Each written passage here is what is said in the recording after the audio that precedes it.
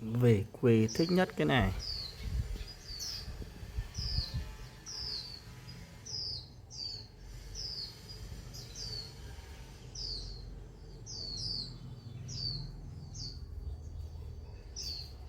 Toàn nghề chim hót tự nhiên rất nhiều luôn.